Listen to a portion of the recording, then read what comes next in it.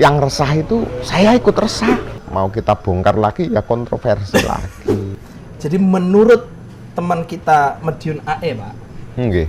Madiun itu terbelah antara utara dan selatan, Pak. Kok sing dibangun ki lor terus? Waduh, enggak boleh saya. Iya. Saya kepala daerah.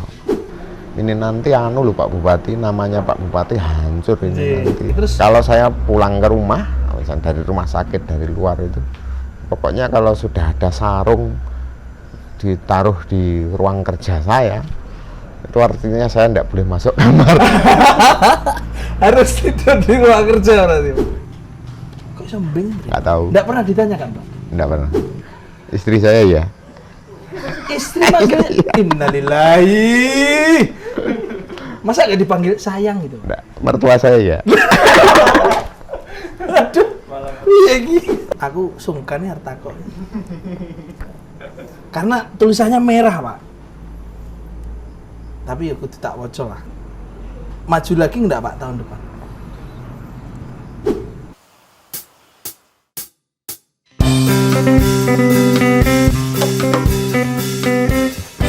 Assalamualaikum warga Madiun. Ini malam ini bersejarah karena Halo Madiun setelah bercita-cita 4 tahun ingin berbicara empat mata dengan Pak Bupati, malam ini kita alhamdulillah menghadirkan Pak Bupati di sini. Assalamualaikum Pak Bupati. Salam warahmatullahi wabarakatuh. Salam. Niki saya membawa beberapa keresahan dari masyarakat Madiun, warga Madiun pada umumnya yang ingin disampaikan ke Pak Bupati yang siapa tahu mendapatkan tanggapan yang sesuai dengan hati dari warga Madiun yang punya keresahan tersebut. Yang pertama Pak Bupati, suatu anomali karena mungkin beberapa tahun belakang itu nggak pernah jalan rusak di Kabupaten Madiun itu sebanyak tahun ini. Menurut Pak Bupati, tanggapannya apa Pak? Assalamualaikum warahmatullahi wabarakatuh. Waalaikumsalam. Warga Kabupaten Madiun semuanya yang saya cintai. Jadi saya jawab dulu pertama, cita-citanya 4 tahun pengen ngobrol sama saya, tapi baru tersampaikan malam hari ini. Misalkan dulu-dulu tersampaikan, ya pasti saya terima. Itu yang pertama di situ ya. Jadi saya terbuka bagi semuanya, bagi semua. Tentang jalan rusak, tentang jalan rusak. Di kita itu punya data statistik terkait luas jalan, panjang jalan. Di Kabupaten Madiun itu panjang jalan itu 1444 km. Itu seluruh total itu terbagi menjadi jalan di tingkat kabupaten yang menjadi kewenangan kita, terus jalan perkotaan, terus jalan kelurahan, dan tambahannya itu di jalan poros desa, desa. Nah, dari total sekian itu kita punya datanya untuk di prosentase. Jadi jalan perkotaan, jalan kabupaten itu, ruas kabupaten itu 700 sekian kilometer. Nah, terus jalan perkotaan 118 kilometer. Terus kemudian jalan kelurahan dan jalan poros desa itu. Dari jumlah jalan itu di total general itu kan ada klasifikasi jalan baik kategori, terus jalan sedang, nah, terus jalan rusak ringan, terus rusak berat. Itu kalau dikalkulasi total semuanya itu yang masuk kategori rusak berat itu enggak ada 10%, enggak ada. Itu tol Kabupaten Madiun. Nah, kalau katakanlah ditambahkan dengan kategori rusak ringan, dengan hitungan jalan mantap dan jalan kurang mantap, itu 75, sekian itu masuk kategori yang mantap. Yang kurang mantap itu tidak ada 25%, 24% sekian. Itu kalau ngomong persentase. Nah, apa yang menjadi penyebab? Kita harus ingat di tahun 2019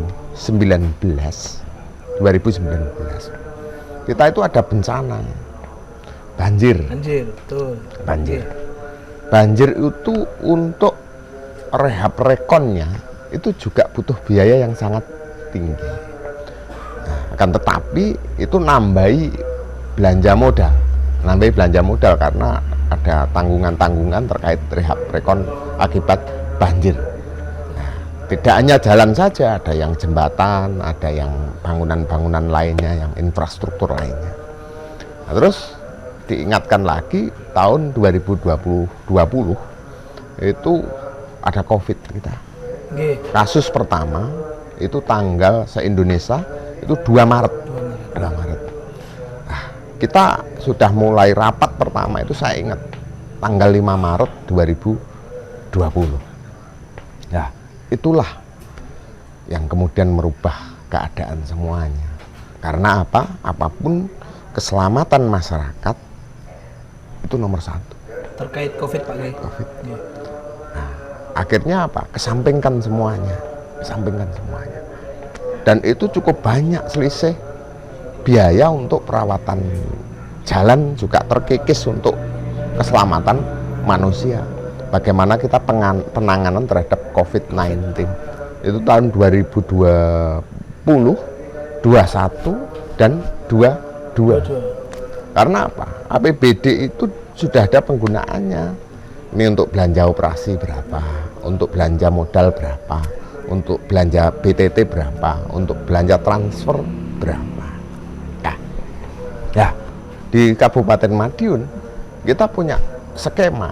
Nah, seperti kita tahu, kita APBDes itu kita 20% dari perimbangan. Kita taruh di desa semuanya. Tujuannya apa? Untuk menyelesaikan seluruh permasalahan yang ada di desa. Otomatis APBDes di infrastruktur tingkat desa, fasilitas tingkat desa itu bisa tercover di situ. Dan itu pun di 2020 COVID, 2021, 22 itu prosentasenya berubah. Semuanya terkonsentrasi untuk penanganan COVID-19 karena yaitu tadi keselamatan manusia itu hukum tertinggi. Semuanya kesampingkan. Makanya pada saat itu ada istilahnya refocusing, jadi konsentrasi untuk operasi penyelamatan manusia pada saat COVID itu. Dan yang bikin tinggi karena COVID ini sesuatu baru, sehingga butuh ekstra keras, ekstra kuat. Nah, impactnya yaitu tadi, itu tidak hanya di wilayah Kabupaten Madiun, tapi se-Indonesia, karena itu kebijakannya seperti itu. Yang penting manusianya selamat dulu. Membawa dampak apa? Membawa dampak turunnya kemampuan untuk belanja modal, termasuk dalam perbaikan infrastruktur. Dan itu selisihnya ratusan miliar. Ratusan miliar itu. 2022 ada kenaikan. 2023 ini turun lagi. Nah, tapi kita untuk urusan di desa akan lebih baik karena sudah. Nah, yang menjadi konsentrasi kita harus memahami jalan itu di bawah kewenangannya nasional ada, provinsi ada, kabupaten tadi yang saya sebutkan Ya. tadi, di tingkat desa ada sendiri, ada juga. Ya, tapi di tingkat nasional kita tidak boleh sentuh itu di luar kewenangan Karena kita. kewenangan nasional. Kalau kita kewenangannya hanya mengusulkan, menyampaikan ke pusat bahwa ini jalan ini minta diperbaiki. Tapi harus ingat juga, mulai kita dapat pelebaran mulai Kecamatan Madiun sampai Ndumpil sampai Iya. ke Caruban. Caruban. Nah, itu penyebab pertama. Penyebab kedua, iklim. Di curah hujan yang Nyensewu, kita harus masih gerakkan masyarakat sebaik-baiknya aspal, ya, sebaik-baiknya aspal. Itu kalau kerendam air, Ya pasti rusak. rusak. Pasti rusak gitu. Nah, sekarang makanya pemerintah sendiri aja ndak akan bisa. Masyarakat semuanya, mari kita sama-sama punya rasa memiliki semuanya. Ketika di jalan itu yang sudah dibangun, baik itu nasional, terus Jalan kabupaten maupun desa, ketika habis dibangun ya sudah. Ketika ada genangan segera buatkan aliran. Terus sepadan jalan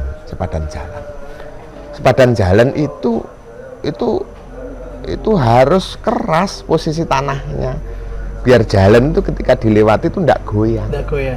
Nah, ini banyak masih di kita, patok batas jalan itu di tengah sawah itu banyak. Apapun itu akan mempengaruhi kekuatan jalan. Jadi kekuatan jalan itu itemnya ya kualitas infrastruktur di atasnya dan kualitas tanah di bawahnya. Ya. Terus saya enggak beralibi. Memang kondisinya kita ada 24% yang masih kurang itu tadi. Nah, makanya uang yang terbatas ini mari kita jaga bareng-bareng, Nah, artinya saya di sini menyampaikan juga ya. Yang resah itu saya ikut resah.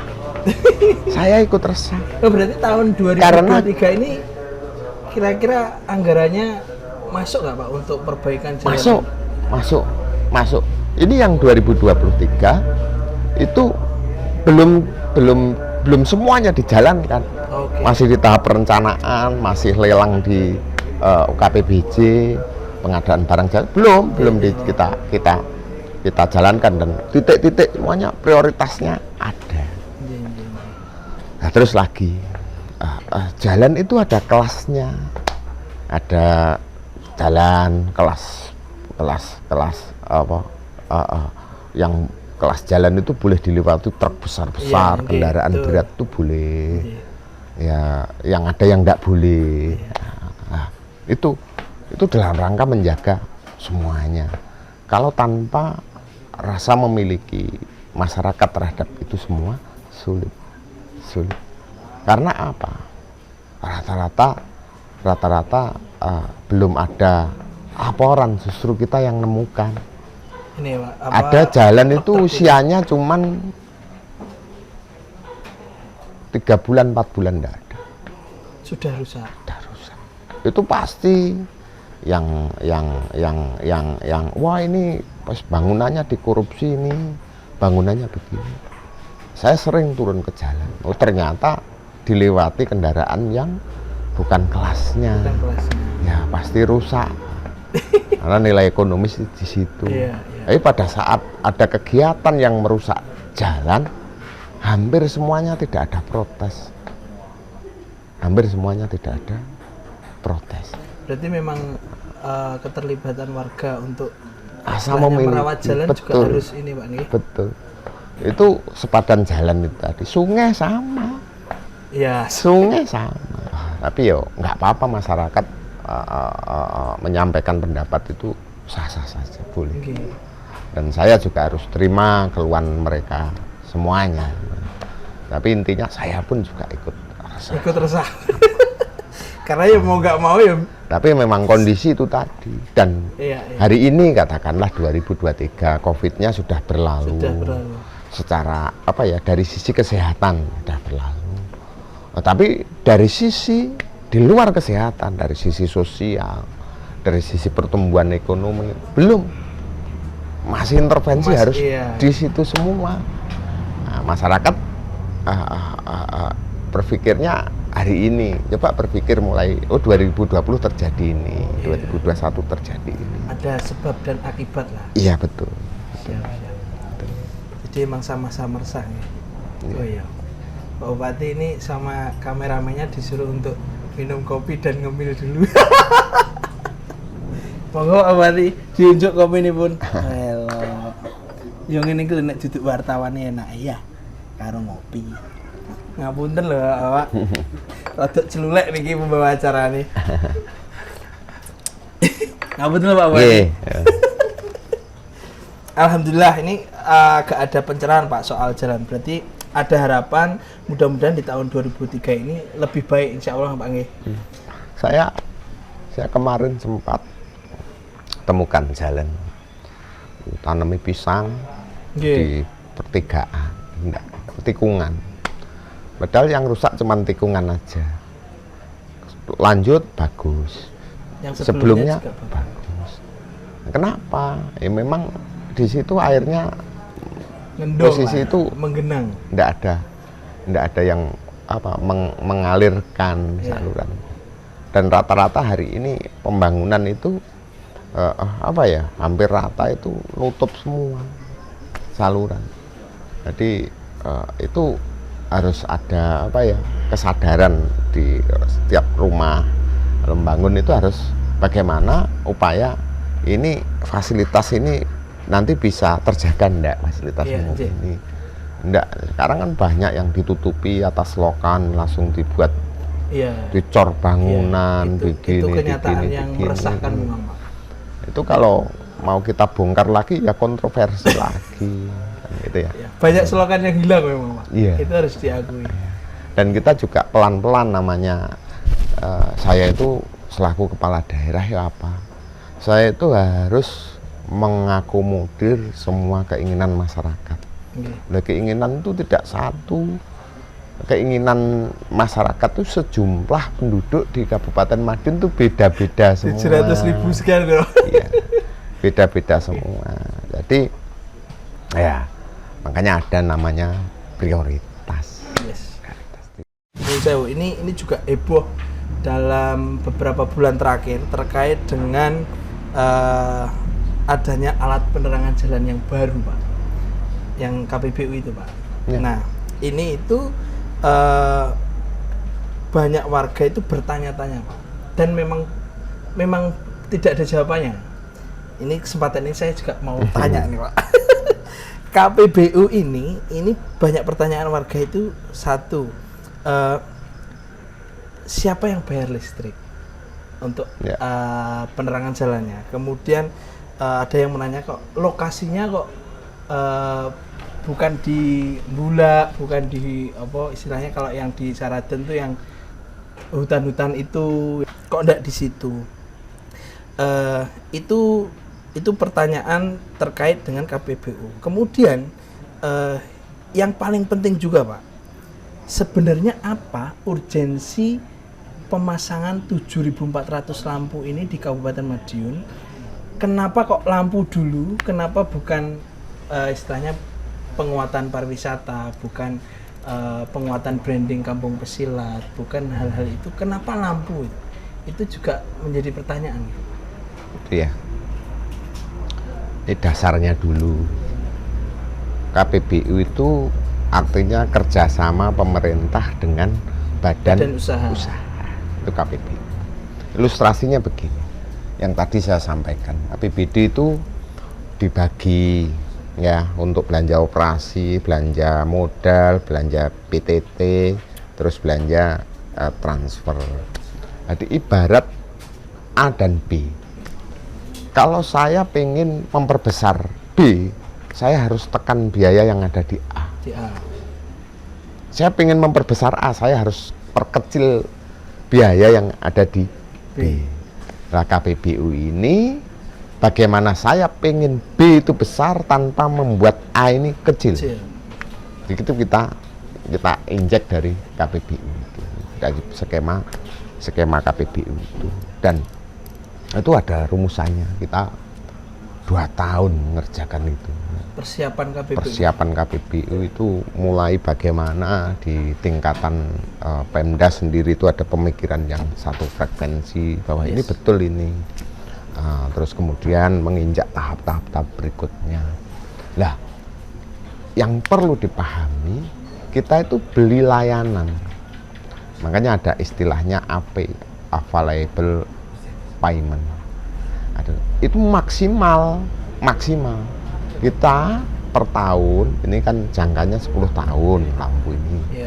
Kita per tahun itu bayarnya 20 miliar sekian. Nah, itu maksimal. Misalkan lampu itu padam, itu terkurangi. Kurang dari pasti maksimal kurang, itu Pak. Maksimal. Nanti karena yang kita bayar itu layanannya selama 10 tahun. Selama 10 tahun. Nanti pasca 10 tahun seluruh infrastruktur akan jadi milik Pemkab. Akan jadi asetnya Pemkab. Jadi kalau listrik yang bayar kita dari Pemkab. Tapi karena 7.400 itu semuanya pakai teknologi yang LED itu dibanding hari ini yang ada masih murah yang 7.400 itu. Dari total 7.400 dibanding total yang 1.000 kurang itu masih lebih kecil yang 7.400 titik. Terima kasih LED. Yang LED itu. Terus urgensi di kenapa kok lampu? Iya, kenapa kok lampu?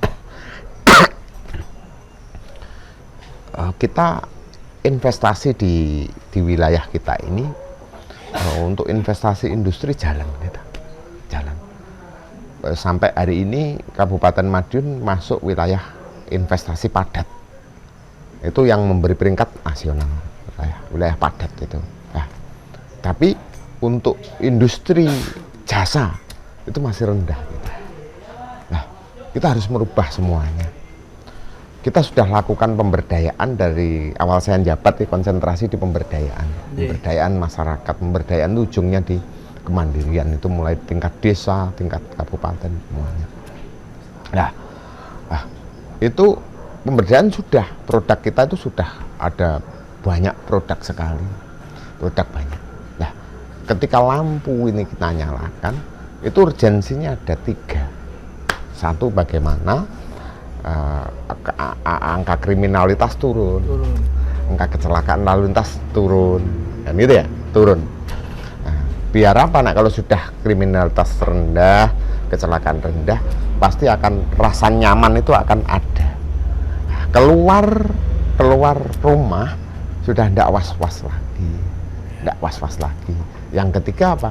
Jam kerja untuk UMKM, untuk makin panjang, tidak jam 8 sepi, jam itu akan makin panjang. Dan terus nanti ruang-ruang publik akan terbuka. Nanti kesempatan untuk yang perlu dipikirkan nanti gimana ya kalau lampu ini sudah nyala, saya mau usaha apa? Karena itu nanti akan terang semuanya. Di titik sudah kita tentukan semuanya. Harapannya ya sudah, kita bicara Madiun secara makro, nah kita akan clear, akan terang kalau malam hari, dan itu akan bisa merubah suasana yang ada di Kabupaten Madiun. Berarti merangsang orang tuh buat berkegiatan secara ekonomi. Betul. Terus kenapa tadi ditanyakan yang bulak kok enggak dipasang, yang di pemukiman yang dipasang. Ketika kita bicara, untuk angka kriminalitas, angka kecelakaan lalu lintas gitu aja, itu ada angkanya. lalu lintas padat, lalu lalang di jalan itu tempatnya ya di pemukiman. Kalau di apa istilahnya di ruas jalan tanpa pemukiman itu kan satu jalur aja. Iya. Lalu lalang kegiatan lalu lalang kan rendah. Nggak begitu tinggi. Rendah, ya. Terus angka-angka kriminalitas itu ya banyaknya ya di pemukiman. Itu ada hitung-hitungannya seperti itu. Tapi bukannya kita terus tidak memperhatikan yang ruas tidak belum ada pemukimannya. Tapi ini kita bicara skala prioritas. Nanti kalau sudah ada tambahan lagi mungkin akan kita isi lagi untuk membuat rata di Kabupaten Madiun. Nah, tadi kenapa kok enggak pariwisata? Justru adanya lampu ini untuk mendukung pariwisata tersebut. Bagaimana nanti ketika sudah ada lampu, investor jasa misalkan hotel itu akan masuk semuanya. Itu justru untuk mendongkrak itu, untuk mendongkrak yang namanya pariwisata. Namanya wisata itu bukan hanya soal view-nya, tapi soal rasa nyaman, rasa aman. Itu yang juga perlu diperhatikan. Jadi justru ini ada multiplier efek yang sangat dari lampu ini. Berarti istilahnya kalau lampu ini basicnya Bang, pondasinya untuk menuju ke peningkatan pariwisata dan lain-lain itu. Ya, hampir semuanya kena. Hampir semuanya akan kena efek. Karena apa? Ini nanti akan terjadi perubahan perilaku. Consumer behavior pasti akan geser. Oh iya, ini Madiun kan gitu.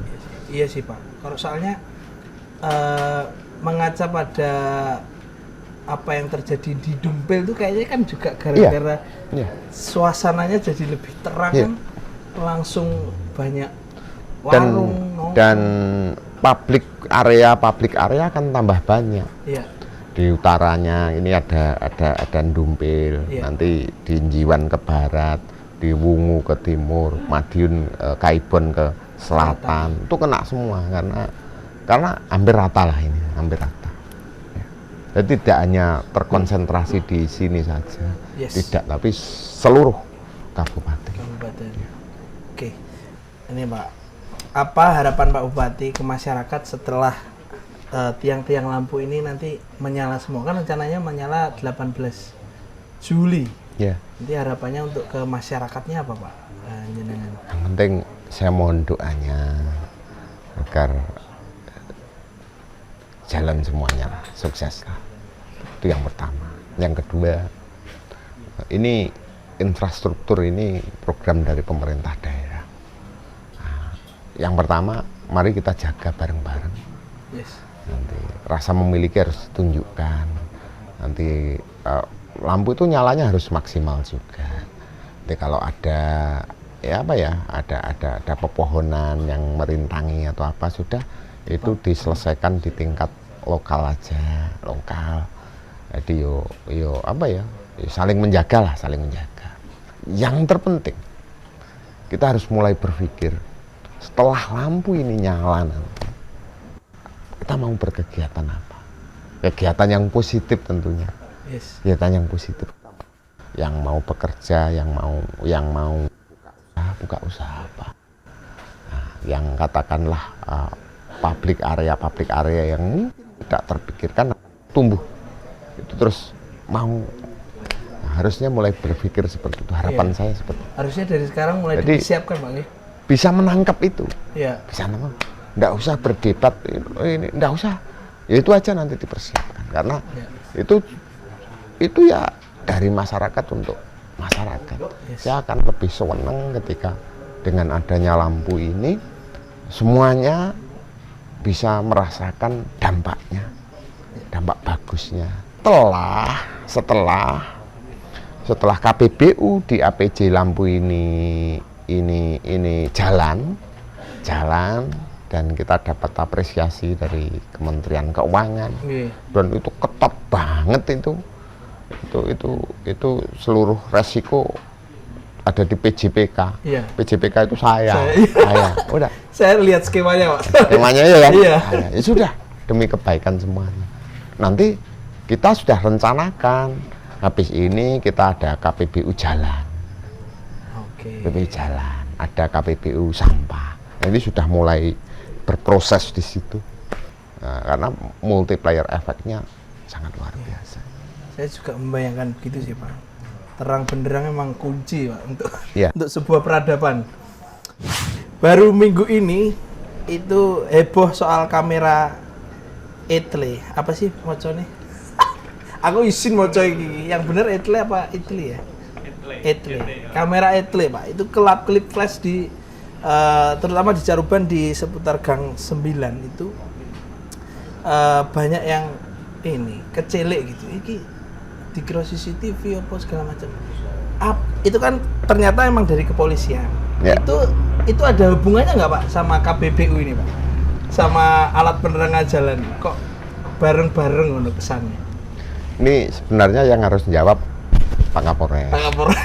Tapi saya kan sudah ngobrol sama Iya, Pak Kapolres.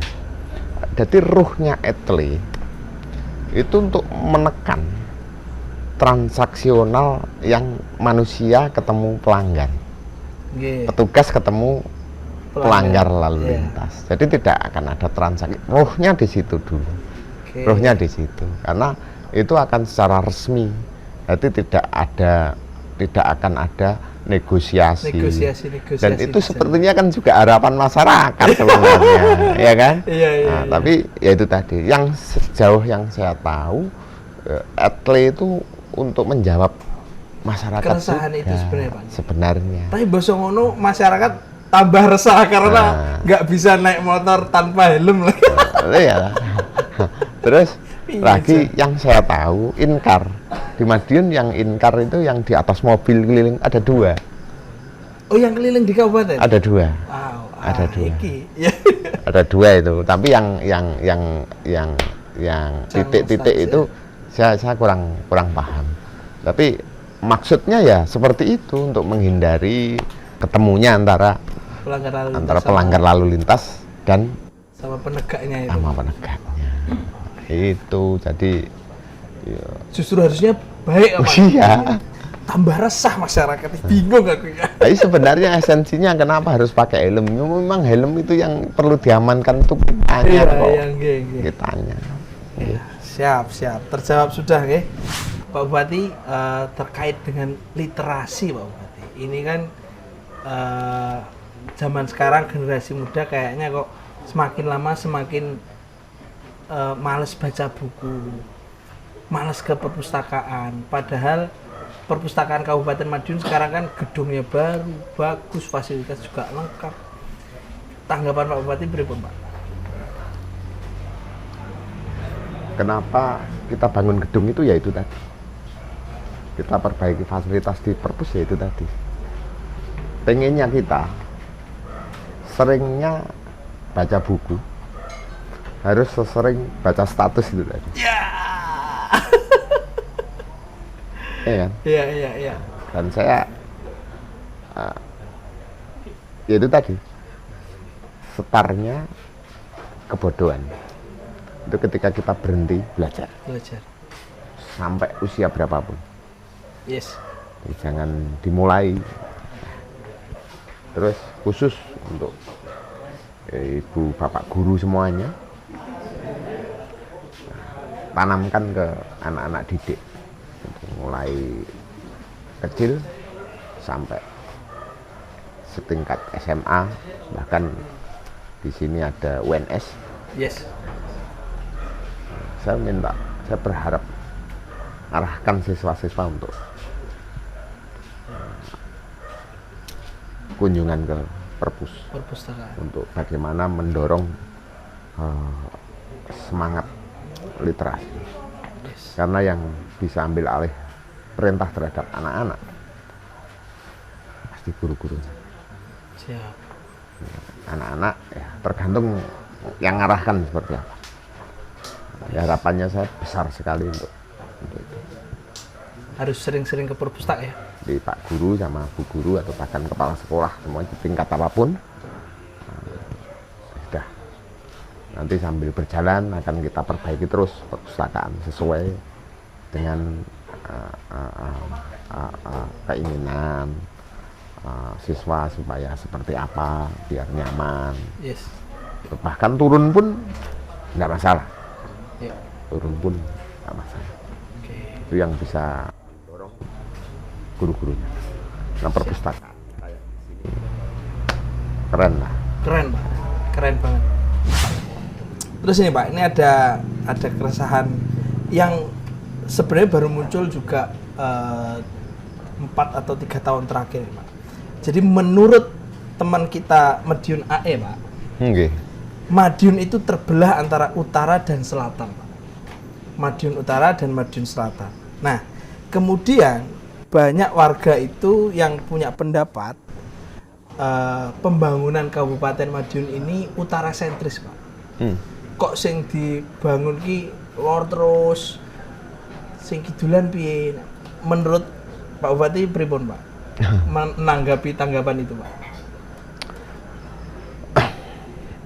Seluruh masyarakat di wilayah Kabupaten Madiun itu tanggung jawab saya semuanya.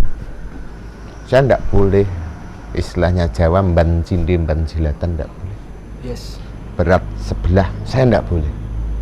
Dan itu harus prinsip yang saya pegang.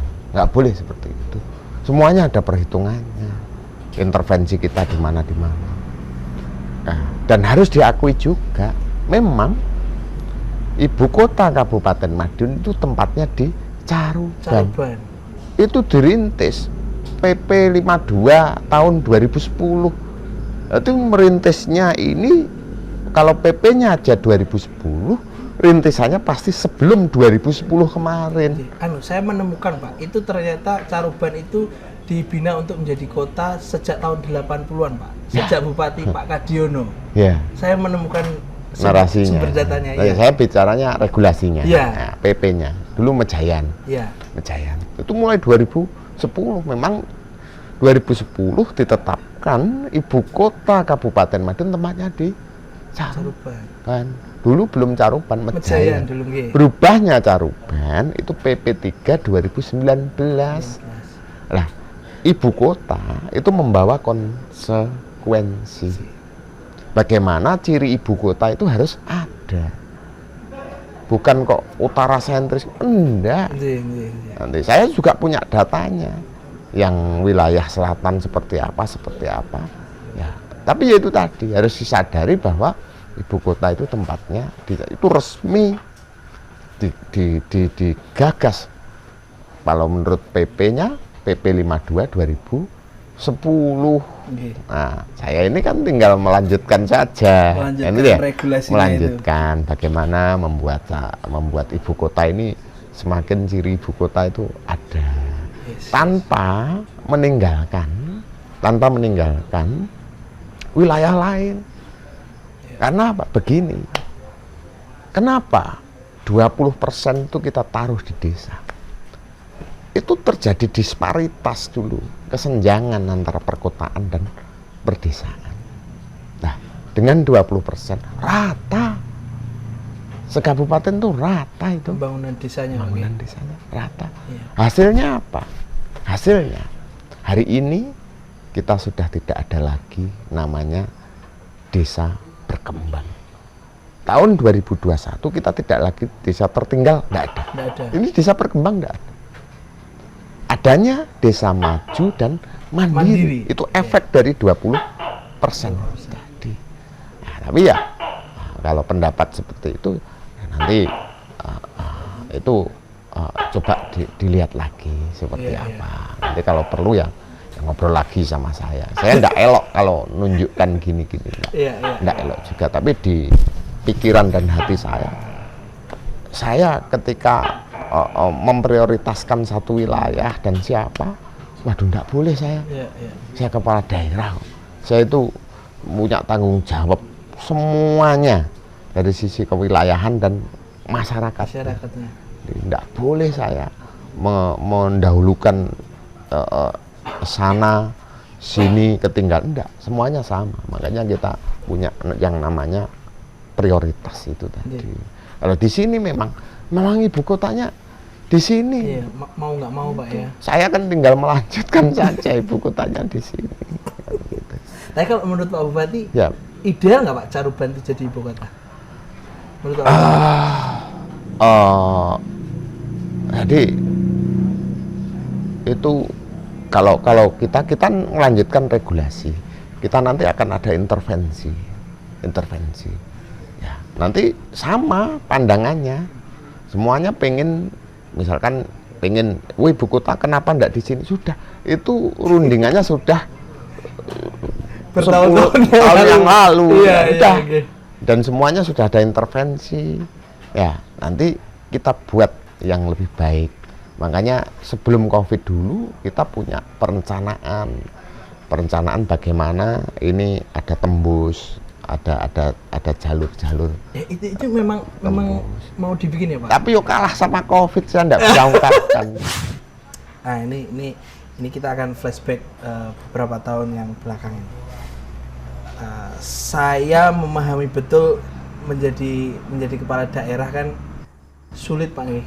Karena seperti yang Bapak bilang, ada begitu banyak pemikiran dari warga yang pengen ini, pengen ini.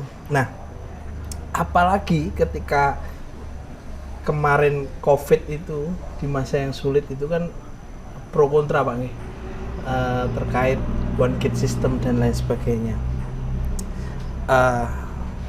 Waktu itu Pak, waktu COVID, pernah nggak Pak Bupati itu merasa berada di titik terendah itu? Kok jadi bupati kok kesel banget ya tiba-tiba, pernah nggak Pak kayak gitu Pak?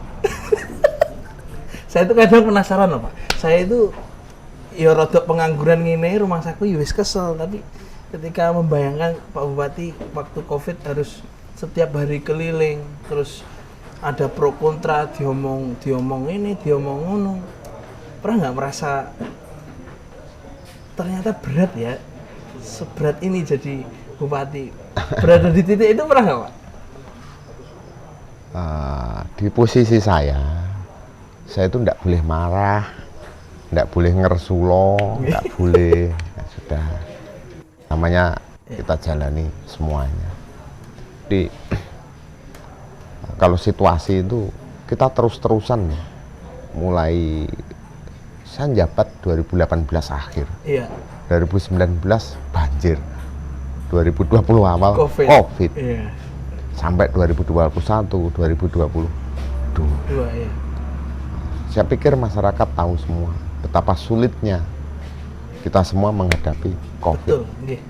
Perlu pemahaman yang betul-betul dari sisi akademisi, dari sisi sosial kultural, dari sisi keagamaan. Hampir semuanya sepakat keselamatan itu yang terpenting. Dari sisi apapun keselamatan itu harus didahulukan. Tapi sulit, sangat sulit sekali. Sangat sulit sekali. Jadi kalau ngersulah enggak boleh. Ya memang itu yang harus namanya apa ya? Ini masa saya melewati itu ya sudah. Tapi saya yang namanya sense of crisis itu ya, ini pendapat saya. Ya, memang Tuhan memberikan kita itu. Jadi dianggap mampu Pak nggih. Apa ya, kepekaan itu ya di situlah. Saya dulu one gate system itu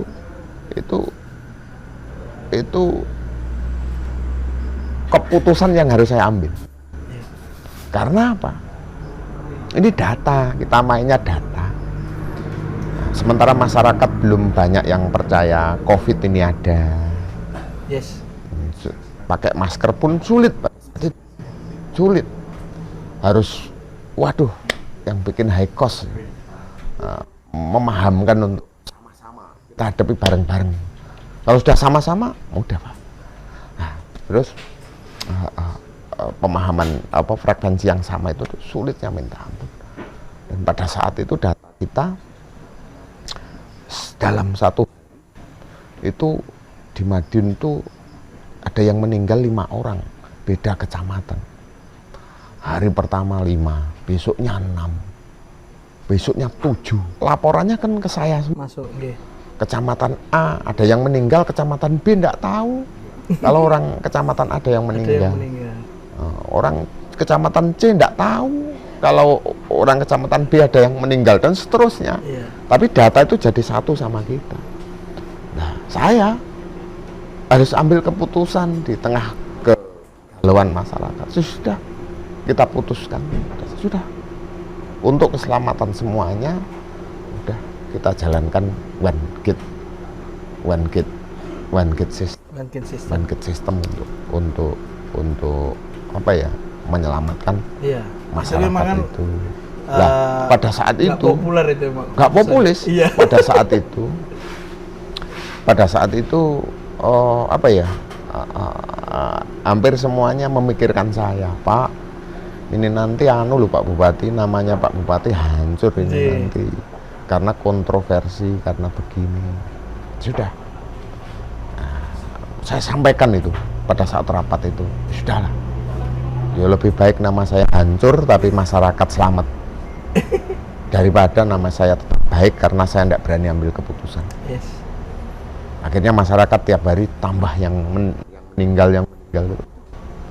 Pada saat itu ya pengambilan resiko saya ambil resiko. Jalankan dulu, siapkan anggarannya gini. Dan pasca itu memang kontroversi Pak. Tapi itu dihitung bisa langsung turun Pak. Langsung bisa terkendali dan kesadaran masyarakat naik. Akhirnya ya tetap, dan itu akhirnya muncullah pada saat itu kan sempat Pak dari pusat kan turun ke sini semua. Muncullah PPKM. Kita isolasi terpusat tuh duluan kita buat isolasi terpusat itu. Jadi saya selama COVID itu saya sempat mengalami, saya tidak boleh masuk kamar berbulan-bulan itu. Jadi tiap hari kan mobile terus ya, mobile terus masuk rumah sakit itu sering, karena pada saat itu psikosomatik ya, ketakutan perawat dokter itu tinggi. Mau nggak mau mereka juga punya keluarga dan sebagainya. Dan saya harus memberi support ke mereka untuk tetap ayo kuat. Jadi mobile terus ya, sempat terjadi begini. UGD tutup. UGD tutup. Oh rame kan itu ya? Oh rame. UGD ditutup. Kenapa UGD tutup? Nah, di UGD itu ada malam itu, ketika ditutup itu dalam ketakutan semua. Karena ada 9 orang yang malam itu dinyatakan positif. Akhirnya apa? Mereka juga punya keluarga. Takut semua, pulang semua, kosong. Akhirnya saya tahunya, loh kosong, ya sudah. Kita pindahlah pelayanan ke puskesmas Bale Rejo. Saya tunggui di depan itu, kita pasang ambulan yang mau masuk, kita bawa kembali Rejo. Nah, besoknya UGD kita general cleaning, langsung kita buka lagi. Nah, waktu mau buka itu apa ya, enggak takut? Ya takut. Saya masuk dulu. Saya masuk dulu ke UGD itu. Ingat saya waktu itu sholat maghrib. Nah, habis sholat maghrib itu saya yasinan dulu di UGD Pak. Yasinan di UGD. Karena Pak, UGD yasinan ya. Saya masih ingat. Mengalami lah. Terus kalau saya pulang ke rumah, misalnya dari rumah sakit, dari luar itu, pokoknya kalau sudah ada sarung ditaruh di ruang kerja saya, itu artinya saya tidak boleh masuk kamar. Harus tidur di ruang kerja berarti Pak. Ini perasaannya gimana Pak sebagai seorang kepala keluarga dengan resiko tinggi seperti itu, terus pulang tidak bisa menemui istri, tidak bisa menemui anak, perasaannya gimana Pak? Memang ya apa ya, saya enggak, itu saya sampaikan tadi, saya itu enggak boleh ngersuloh, enggak boleh marah juga enggak boleh. Memang bagian dari tanggung jawab yang harus saya ambil, dan saya enggak boleh lari dari itu, enggak boleh apa ya, istilahnya menghindar dari itu nggak boleh. Iya. Aduh, bayangkan ketika saya lari atau menghindar, Ya kabeh melu blai, Pak. ya, perkara kontroversi, ya sudahlah. Memang mereka yang pada saat itu yang kontroversi kan pemahamannya belum percaya COVID itu ada. Iya, benar. Nggih. Ya, tapi kalau setelah COVID itu ada tenan, ya berubah semua lah. Berubah. Itu bagian dari kan. Berarti Bu Penta juga disiplin, Pak. Pak Bupati enggak boleh masuk kamar. Anak saya. Wah. Anak saya ya. Wah, ya repot memang. Akhirnya ya, kesel tapi ya, kok kalau malah dilihat. kodenya ya sarung di luar itu juga. Itu lama itu. Lama. Lah nggih, lah memang pasti bertemu banyak orang. Nanti Saya dengar kabar juga sempat senam sama pasien COVID. Itu kalau senam itu gini. Pada saat itu kena COVID itu dianggap tabu. ya, Jadi kalau petugas tuh ngambil orang COVID, jemput di rumahnya, itu kayak Kayak jadi gini. tontonan. Nggih. Semuanya ngelihat, semuanya gini. Kasihan juga mereka. ya. Akhirnya gimana yo supaya masyarakat tidak menganggap COVID itu tabu, nggak perlu malu. Akhirnya ya saya putuskan pada saat itu, kan kegiatannya orang-orang COVID kalau pagi kan senam, ada cari sinar matahari itu. Iya. Udah saya putuskan saya ikut di sana. Biar apa? Menghapus ketabuhan, menghapus bahwa itu bukan aib. Iya. Wong itu sakit kok aib. Secara psikis biar terbangun juga. Iya, ya itu pada takut semua. Tapi pripun Pak jenengan Pak? Saya tuh aku rasa bayang nih waktu itu kan semua takut kan. Saya yakin kan Pak Bupati juga waktu itu juga ada ketakutan. Yo. Terus tiba-tiba harus istilahnya bertatap muka dengan pasien COVID sebegitu banyak di rumah sakit, terus senam. Ya memang apa ya? Nah, kalau ketakutan, hilangnya ketakutan itu satu pemahaman. Yang kedua ya pasrah. Pasrah Pak. Terserah Tuhan lah. Nah, tawakal lah. Jadi dua hal ini harus kita takut sama nekat. Berani sama nekat itu beda. Berani itu pasti sudah paham ini resiko. Yes. Seperti ini. Pada saat itu yang bikin saya berani ya sudah, karena selain yang mendorong kan masyarakat itu kok masih begini, harus dihapus. Yang bikin berani sudah kita pada saat itu sudah berpikir angin kan dari selatan ke utara. Yang penting yang sehat tidak di utaranya, yang sakit. Jadi sudah aman padanya. Ilmu fisika itu. Lihat arah matahari. Tapi apa enggak takut ya? Ya takut. Siapa yang enggak takut? Kita dosa masih banyak. Resikonya seperti itu. Saya punya cerita. Saya pulang ke pendopo malam jam 1-an lah, lapar saya tuh, lapar. Terus akhirnya saya karena lapar di situ ndak ada yang jualan, ndak ada yang di rumah itu hampir kena semua. Dulu sempat ngalami itu. Kalau ini yang sama yang jaga itu aku luwe kayak nopo lah ngono. Ini dibuatkan mie itu. Dibuatkan mie tak makan ndak ada rasanya. Waduh. Nggak ada rasanya. Waduh. Takut, Pak. Waduh, ini kena saya. Akhirnya tak rasakan lagi, ndak ada rasanya. Masa saya kena, terus gimana? Nanti yang ngomando, gimana? Terus sampai mana-mana. Akhirnya yang buatkan mie itu saya panggil, namanya Pak Sugeng. Ini tadi bumbunya sudah atau belum? Dijawab, sudah Pak. Takut Pak. Wih, sudah. Ambil dia lari ke belakang. Balik-balik, Pak, mohon maaf bumbunya belum. Aduh, saya wasak ngeprank gitu. Itu sudah pikiran kemana-mana pada saat itu. Ibunya carry. Aduh. Terjadi nih. Wih, terjadi. Ya, gini. Nah, ini terkait dengan cerita-cerita itu Pak. begitu bisa dibilang kan heroik Pak nih waktu Covid jenengan harus setiap hari keliling ke kecamatan-kecamatan terus senam dengan pasien Covid. Nah, itu tuh secara apa nih? Secara publikasi itu kan hampir bisa dibilang itu kurang terdengar Pak nih. Termasuk dengan sepak terjangnya Pak Bob selama ini membuat kebijakan-kebijakan, bahkan KPBU pun kan baru ketika denge orang-orang tahu oh KPBU, tapi selama proses itu kayak nggak ada suaranya lah, nggak ada istilahnya tidak didengar orang, sampai ada yang punya komentar selama ini Pak Bupati ning diwai, sampai ada yang seperti itu. Nah, saya pun juga bertanya-tanya Pak. Saya sebelum interview ini kan saya nyari datanya Pak Bupati nih, lewat internet. Itu tuh nihil Pak.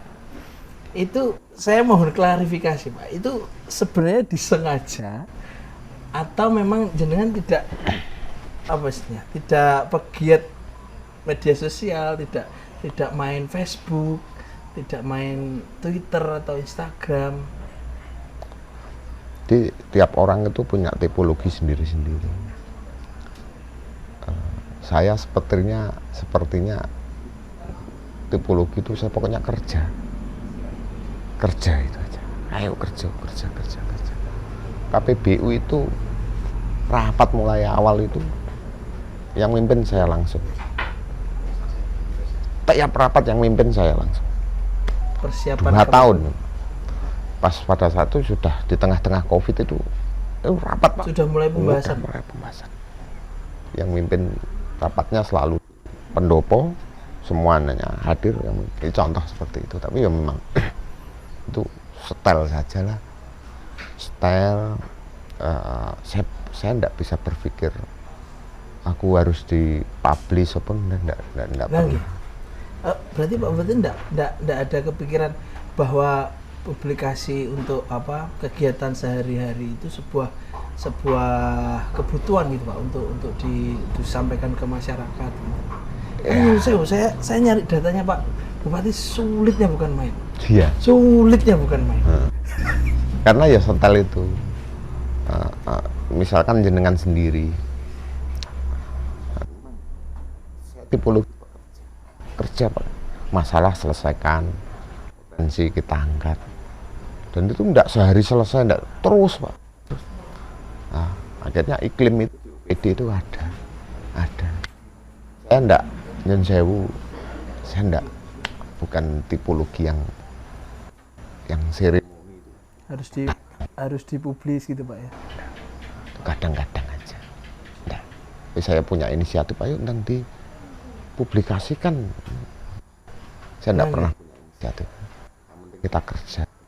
Masukan dari media sosial itu saya selalu dapat kok dari ajudan kalau ada yang urgent, aduh masukan banyak langsung disampaikan ke saya langsung. Terus yang perlu saya jawab ada yang saya jawab langsung. Ada timnya sendiri ya, masak saya disuruh komentar terus wah ini gini enggak lah. Kita kerja aja kalau masukannya kita terima semua, keluhan masukan itu kita terima, tapi ya ada skala prioritas ada itu. Tapi ya itu tadi lah ya, kalau sudah laporannya ada filternya. Tapi kalau misalkan kayak panjenengan kalau 4 tahun lu kenapa enggak dari dulu datang ke saya pengen pasti Pak. Saya terima karena Covid satu. Wong saya itu ketemu di jalan pun yo mesti tak ladeni. Jadi biar apa ya? Sekarang jenengan sendiri. Saya memang minim. Di situ minim. Iya. Karena ya waktu itu sepertinya untuk mikir pekerjaan itu habis di situ Pak. Habis di situ. Sampai saya selama jadi bupati tanya anak saya pernah saya ajak tak masa kemana, saya tanya aja. Itu berarti saya sempat diprotes sama anak. Memang mengambil resiko itu Pak ya? Resiko untuk keluarga, jadi akhirnya kurang mendapatkan waktu gitu. Nah, tapi awal-awal sulit kita pahamkan, tapi sekarang paham. Pahamnya apa? Saya jarang diajak. Tawasiane ora ngejak bapake. Lagi termasuk itu saya di Surabaya itu saya tidak pernah nginep, pulang. Langsung pulang ya? Jakarta aja pulang ya. Nah yo ada yang harus diselesaikan, dan permasalahan itu kan dinamis tuh. Tiap hari itu ganti. Iya. Nah, masalah itu tidak bisa langsung diselesaikan sehari, bertahap terus numpuk terus. Jadi belum mengerjakan surat, belum berpikir untuk berhitung. Lagi. Ya KPBU itu ngitungnya lama itu, Pak. Ngitung rumus-rumusnya gitu. Belum permasalahan internal seperti apa. Ya. Tapi kalau misalkan itu kayak di rumah itu saya sempatkan ketika ada yang datang itu pasti saya temui. Nah, lagi ini loh Pak. Terkait tidak apa istilahnya kurang terpublikasinya sepak terjangnya Pak Bob, itu berarti disadari betul sama Pak Bupati bahwa ya wis ra apa-apa lah ora dipublikasikan. Itu memang disadari secara penuh Pak nih, bahwa itu kan menimbulkan risiko tidak populer di mata masyarakat, tidak ada istilahnya penggiringan opini yang positif karena ada rekam jejak sepak terjang. Itu kan jadi tidak ada Pak, ada risiko itu. Apakah itu disadari serapopo lah, yang penting bekerja? Sadarnya tidak tidak apa-apa, itu sebenarnya penting. Tapi begini, saya tadi sampaikan, saya ke Surabaya aja jarang sekali nginep di Surabaya, pulang ya. Kenapa? Kegiatan dinas maksudnya? Ya. Nah, soal komposisi keuangan. Komposisi keuangan daerah. Publikasi itu kan apapun tetap butuh support intervensi anggaran. Iya. Ya lebih baik, karena yang lainnya lebih urgent tuh masih banyak sekali. Ya sudahlah, ini memang harus kita lalui dulu. Kalau turun ya saya turun terus ya. Iya. Nah, makanya itu. Karena kalau enggak turun, saya ngambil kebijakan itu kan harus ada informasi yang valid. Informasi valid itu kan yang berdasarkan data, bukan berdasarkan lisan. Iya, betul, harus setuju data, itu saya. Harus data. Nah, kadang saya harus cross check di bawah sendiri. Kayak banjir itu sulit. Kalau menyelesaikannya hanya sekedar laporannya ini banjir.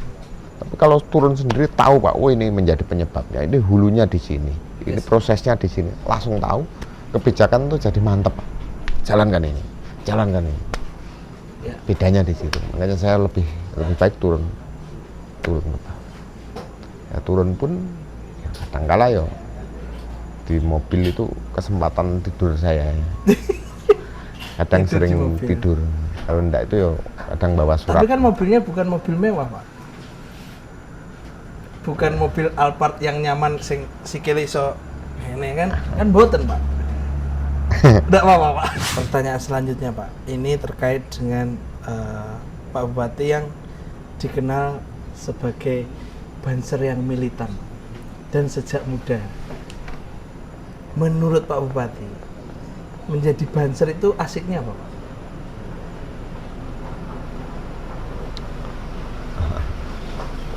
Kira-kira Pak.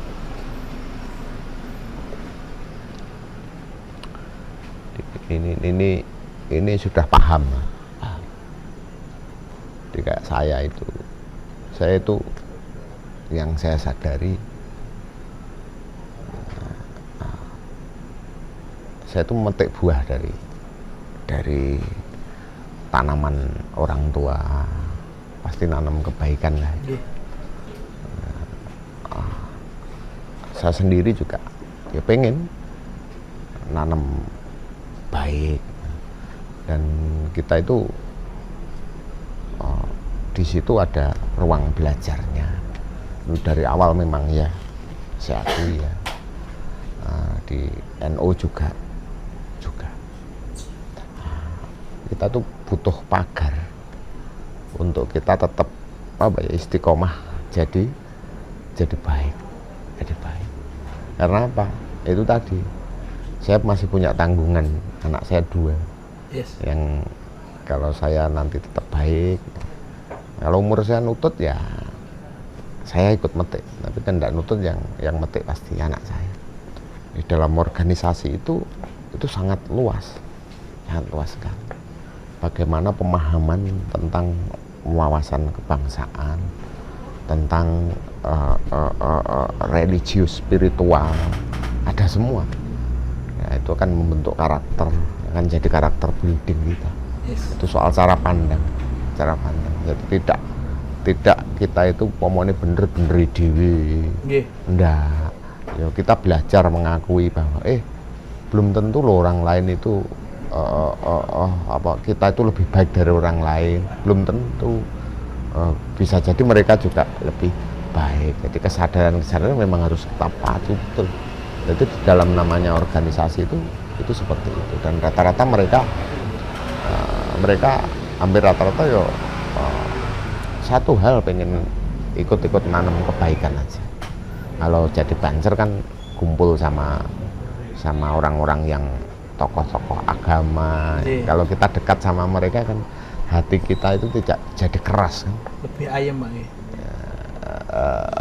Itu efeknya, tapi bikin hati itu tidak membatu.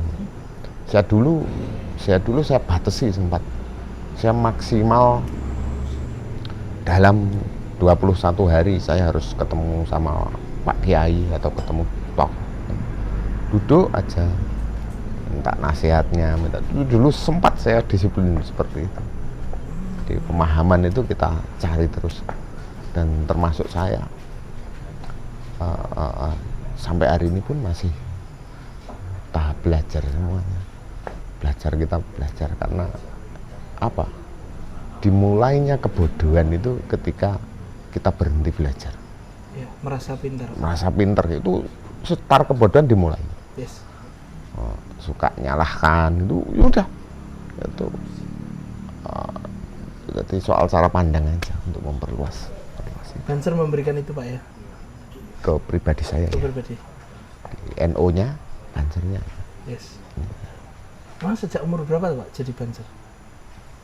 Lupa ya, masih muda. Masih muda betul. Saya masih di Surabaya itu sudah banser. Belum nikah sudah. Normal enggak anak muda jadi banser itu? Normal. Harusnya kan GP Ansor dulu. Enggak. Sama aja ya. Oh, ada ya, Pak? Ansor banser. Dulu belum terstruktur. Dulu enggak ada KTA, enggak ada. Oh. Baru-baru ini tersusun secara organisasi. Baru ada baik. Strukturalnya baru belakangan terbentuk. Dulu pokoknya sudah apa ya istilahnya, ya pengen baik lah. Kalau orang-orang bilang ya ben rotok-rotok santri lah. Karena apa ya? Ya itu tergantung kita. Kita pun harus cari, kita baik tidak bisa sendiri kok. Kita harus ada penjaganya. Oke, segmen selanjutnya, Pak, saya akan membacakan pertanyaan-pertanyaan dari netizen kepada Pak Bupati yang dititipkan ke saya. Ini saya harus menjalankan amanah, Pak.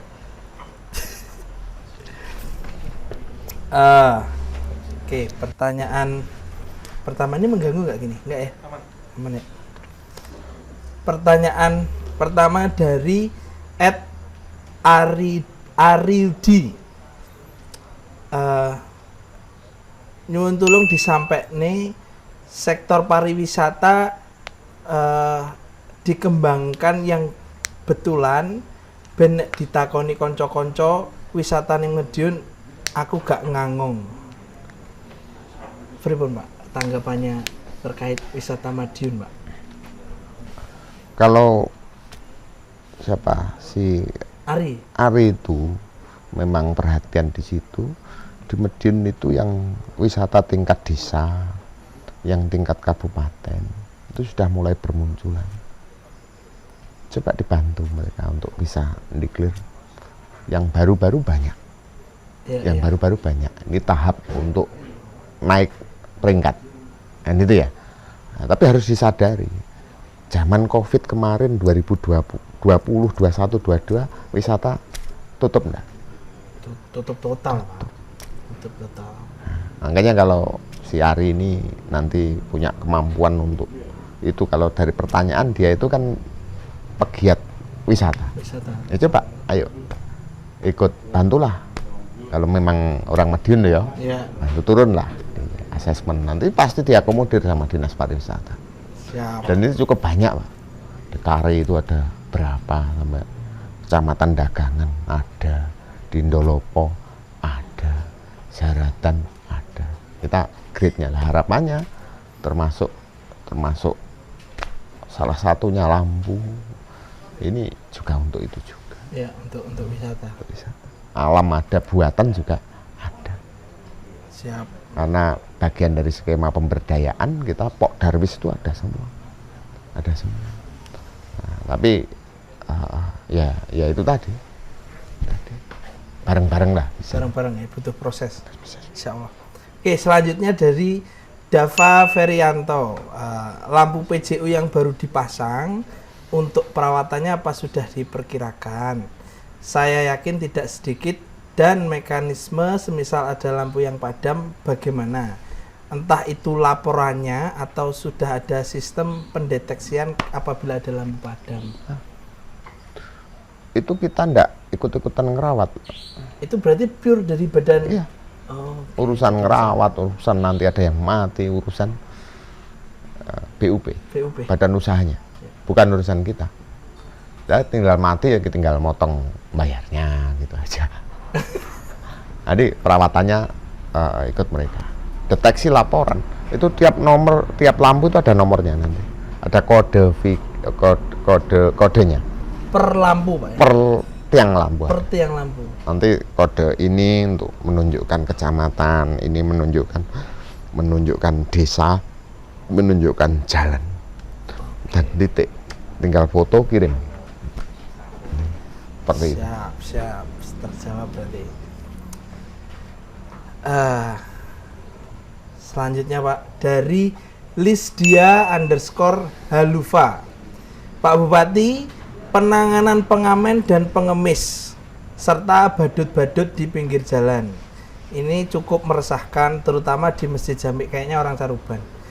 Kalau misalkan seni angklung itu sebenarnya cukup menghibur tapi mengganggu, mungkin bisa dialihkan ke area yang banyak masyarakat tidak berkegiatan lalu lintas, misal di alun-alun, karena ini sudah ada undang-undang tidak boleh minta-minta di pinggir jalan tuh Pak. Ya. Tanggapannya berapa Pak? Di Satpol PP sebenarnya operasi yang menjadi tanggung jawab kita, operasi tidak hanya di perihal pengamen, ada lainnya juga, itu operasi terus di tempat-tempat yang kita juga harus jaga privasi mereka juga. Iya. Tapi kalau yang orang Madiun penanganannya beda. Nah, yang orang Madiun. Yang masuk laporan ke saya tidak semuanya orang Madiun. Dan kita bisanya ya kita limpahkan ke yang berwenang, yang menjadi yang dianya. Iya. Kita mulangkan itu sering. Ke kota asal? Yes. Sering. Kita kirim ke Kediri itu, ke penampungan itu. Tapi kalau orang Madiun sendiri kita sudah punya. Saya enggak perlu buka. Tapi ada yang ya, mungkin dalam catatan sudah ada 10 kali dibilangi di Tetap baik Pak. dia apa ya, di luar ekspektasi dia sepertinya bahagia di situ. Kita harus cari treatment khusus juga karena mungkin ada kekurangan Nggih. itu sebenarnya. Tapi kalau yang ya semuanya lah Siap. sebenarnya saya lebih setuju ayo diramekne yuk sing tempat-tempat wisata. Makanya di sini sudah kita buka untuk apa musik di alun-alun. Ayo buka. Itu ruang-ruang yang publik yang memang kita perkenankan untuk itu. Nah, untuk itu tidak hanya di Caruban, di Ndolopo pun saya sarankan ketika saya malam-malam ya, ayo buka ya, untuk apa ya, aktualisasi memang musisi kan gitu ya, musisi udah. Oke, siap. Selanjutnya Pak, dari ini ada titipan dari kayak nek jeneng iki E__265 mocone piye iki? Tolong sampaikan Mas kepada Pak Bupati tentang perhutanan sosial atau HKM, apa solusinya? Semua demi kesejahteraan warga masyarakat petani. HKM ini saya juga nggak begitu dong Pak. Perhutanan sosial. Jadi itu pemanfaatan tanah-tanah di kawasan hutan. Oh, baun. Ya. Bahasa Jawa nih. Baun. Nggih. Itu sudah ada kelompoknya. Yang lama namanya LMDH. Punya titik-titik di situ. Terus itu regulasi baru, ada istilahnya perhutanan sosial. Ada PS, ada apa-apa. Dan gitu ya. Iya. Dulu sempat ya, perubahan regulasi itu tersosialisasikan sampai di kita. Akhirnya yang pinter ngintip dulu itu apa ya, operasi dulu gitu. Pada posisi itu dulu saya ya, karena memang lahan sudah dikuasai orang berpuluh-puluh tahun, ya sudahlah, biar itu aja. Saya sangat perhatian di situ. Terus masalah perhutanan sosial, kita yang resmi itu sudah ada beberapa kelompok yang memang dari dulu dia atensi di situ, dan kita ada kerjasama. Kalau kita kan yang resmi lah, ya yang resmi itu di kita gandengkan. Nah, sekedar tahu masalah kayak porang dulu, luasan berapa toh porang, bagaimana kita lakukan skema pembiayaan kur itu yang sampai bilang kencang daratan semuanya, sehingga luasan lahan porang itu hari ini 6.000 sekian. Itu intervensi yang per orang dulu kurnya itu 50 juta dengan per orang. Kita tuh hampir berapa ya? Nek total semuanya 100 miliar ada. Untuk mendorong petani. Saya apapun istilahnya warga Madiun yang sudah lama berkegiatan di hutan ya kita dorong. Ya, luasan jadi segitu. Dan terjadi fenomena harga porang turun. Ya. Saya urusi karena protokol ekspor itu yang ada protokol ekspor sudah jadi, ya saya sampaikan. Yang bisa menjaga protokol ekspor bukan saya, tapi moral hazardnya pelakunya. Bagaimana memurnikan produk asli Madiun itu yang saya sebatas itu aja. Oke, siap. Oke, ini pertanyaan terakhir dari netizen Pak, dan agak bercanda. Mudah-mudahan Bapak jawabnya serius tapi Pak. Dari Aksal_71 ada 2 pertanyaan. Yang pertama, apa langkah konkret Bapak Ahmad Damawi? Ini nyebut nama, alhamdulillah. Serius berarti, tapi bercanda ini Pak. Selaku Bupati Madiun dalam rangka mengurangi tingkat kejombloan di Kabupaten Madiun. Pertanyaan kedua, bagaimana sikap Bupati Madiun dalam menangani warganya yang sering disio-sio dan menjadi korban ghosting oleh oknum garangan atau garangan mati? Pak. Ini bercanda tapi serius Pak ini. Ini kasus yang cukup serius kalau terjadi memang Pak. Mengurangi kejombloan ini Pak. Gitu ya. Saya cuman yang kita lakukan itu justru menekan pernikahan dini. Oh yes. Pernikahan dini. Jadi tapi juga tingkat kejombloan jadi ada usia ya. Jadi pernikahan dini itu kenapa harus ditekan? Undang-Undang 19 kan ya, 19.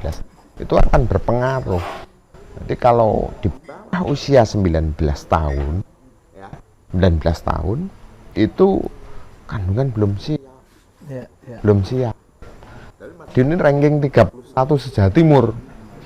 Untuk kasus pernikahan dini. Iya, jadi termasuk 31 naik lah. Yang paling tinggi otomatis ranking 1 ya. Iya. Ranking 1 ini. Kita ranking 31.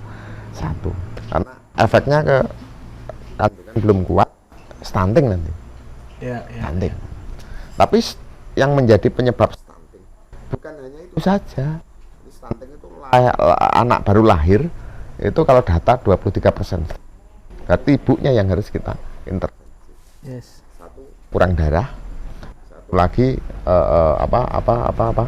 pernikahan dini, ya kan? Satu lagi ya jomblonya terlalu lama itu tadi. Ini memang harus pas Pak. Harus pas.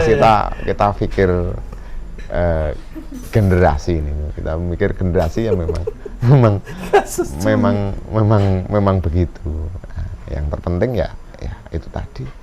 Yang penting saya pesen kita berakhlak gitu ya. Kita berakhlak gitu. Menjadi visi misi kita untuk menjaga anak-anak semuanya. Jaga anak-anak kalau sudah waktunya. Biar tepatlah waktunya. Yeah. Kalau moral, kalau akhlaknya mulai kecil sudah dididik, terjaga, insya Allah enggak. Insya Allah bisa sesuai skenario lah. Iya. Skenario. Itu yang aman. Terus jangan bingung berarti. Terus ghosting. Ghosting. Nah, pripun Pak ghosting? Nah, kalau ghosting itu begini.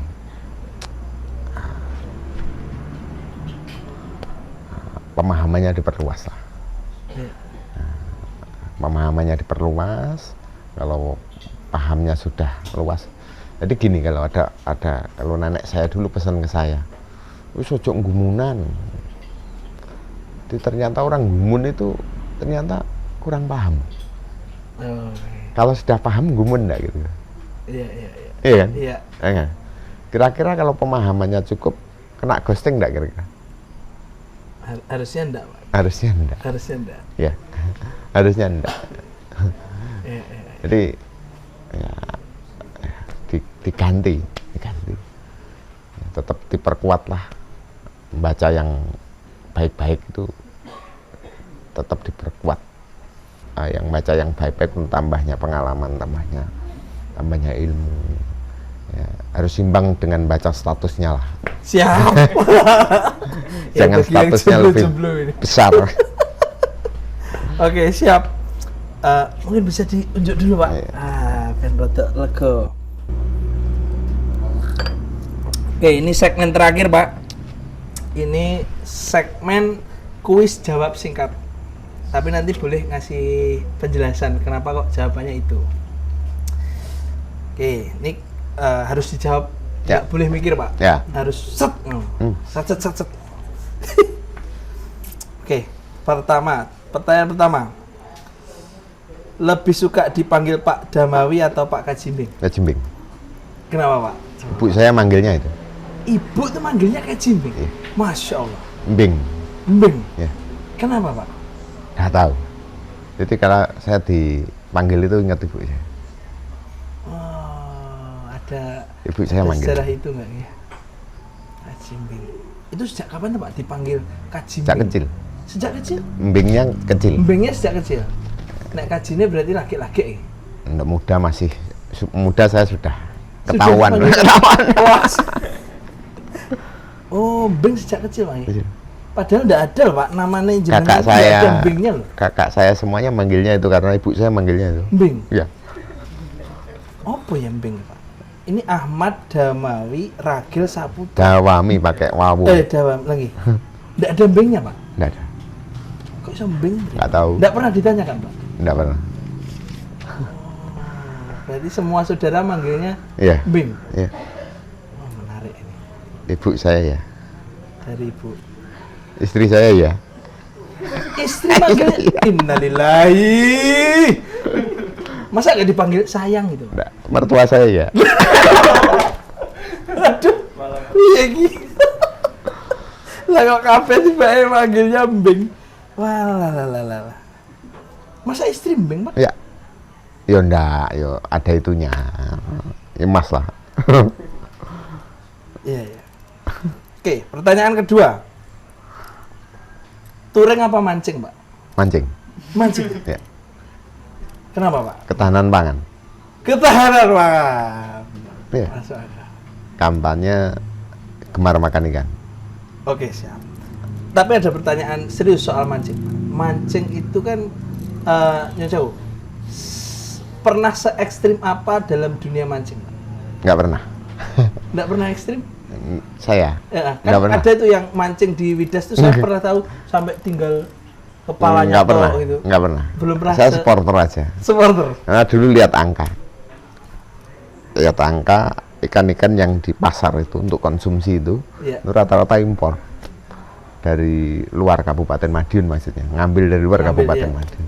Saya harus mendorong untuk orang-orang pelihara ikan. Oh. Nah, ini ada grup-grup ya, grupnya para kiai, para gus-gus itu ada. Namanya grup Ki Joko Kali, ini khusus mancing, Pak. Akhirnya Khusus apa? mancing? Ya, mancing. Ya, itu di grup. Akhirnya kalau saya enggak terus enggak pinter mancing saya. Enggak pinter juga ya, pokoknya elu-elu lah. Melu-melu mancing. Bukan ahli, bukan. Iya. Bukan ahli. Tapi kan jenengan suka Tapi naik Vespa, efek- Pak. Kenapa nggak milih touring gitu? Motor-motor tua itu kan hobi otomotif touring gitu. Waktunya, Pak. Nggak Dulu ada, Pak. ngetril aja, sekarang sudah dapat waktu. Seneng Pak Jane, Pak. Ya biasa aja. Pokoknya ikut ya ikut gitu.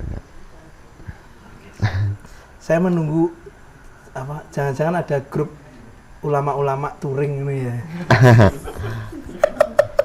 Lucu. Touring Akhirnya pakai efeknya Ki Joko Kali itu ada. dari mancing itu, grup mancing itu. Tiap pondok itu banyak yang pelihara ikan. Oh gitu. Oh. Dulu kan masih perdebatan mancing itu hukumnya gimana.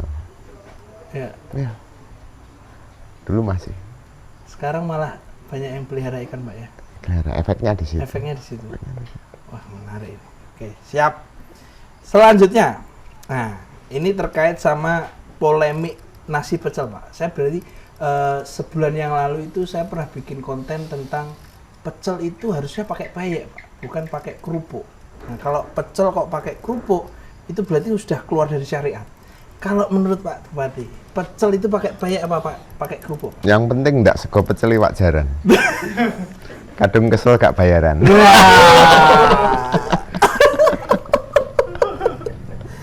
Jadi nggak memihak nih Pak? Nggak Nggak. memihak peyek atau kerupuk ini? Oh, dua-duanya juga produksi kita sendiri. Oh iya sih. Berarti nggak memihak.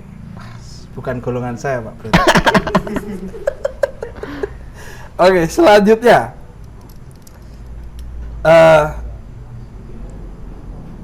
Mengapa masih terima tamu jam 2 pagi Pak?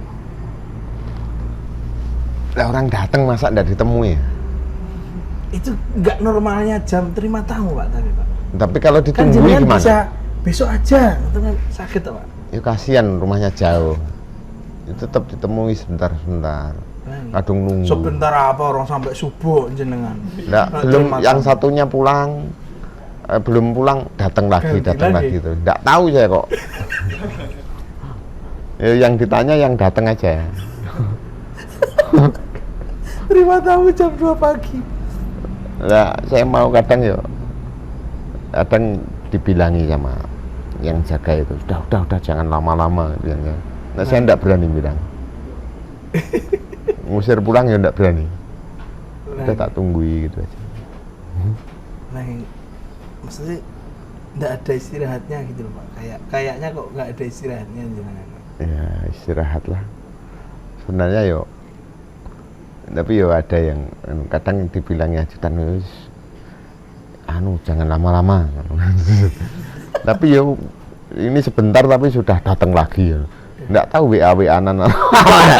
Aku wis bar iki. Dari ini.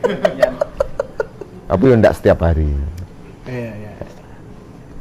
Oke, ini pamungkas nih, Pak. Secinta apa Pak Bupati dengan Ibu Penta? Ya, enggak perlu ditanya lagi. Enggak perlu ditanya lagi. Tidak terdefinisikan, Pak? Enggak. Cinta banget berarti? Ya.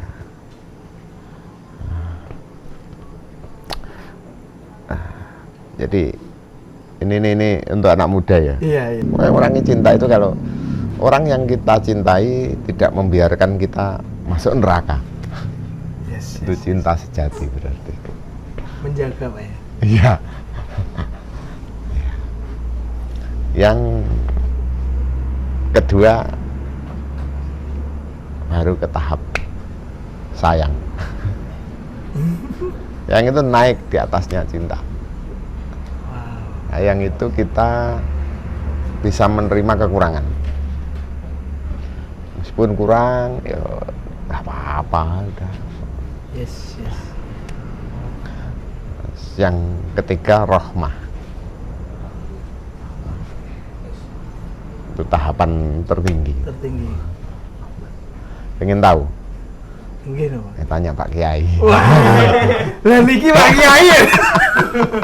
Lah niki ngobrol dengan Pak Kiai. Makanya kalau hanya sekedar cinta, orang itu kalau cinta itu cuma diikat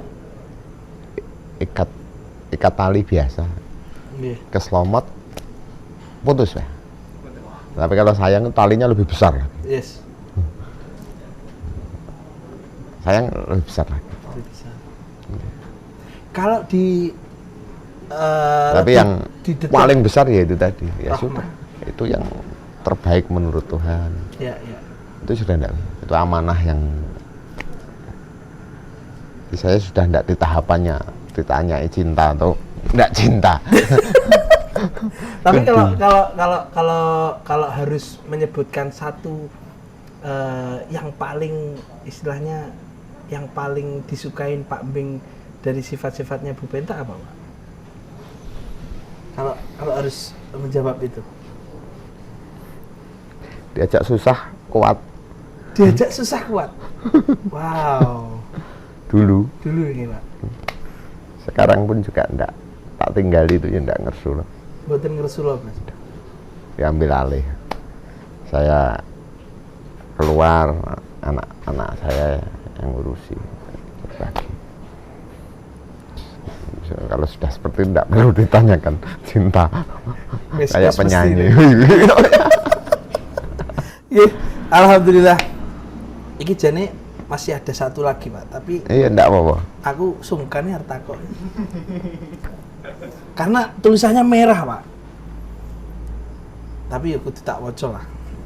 Nanti kalau nggak saya baca dimarahin sama Didan Tommy Pak. Maju lagi enggak Pak tahun depan?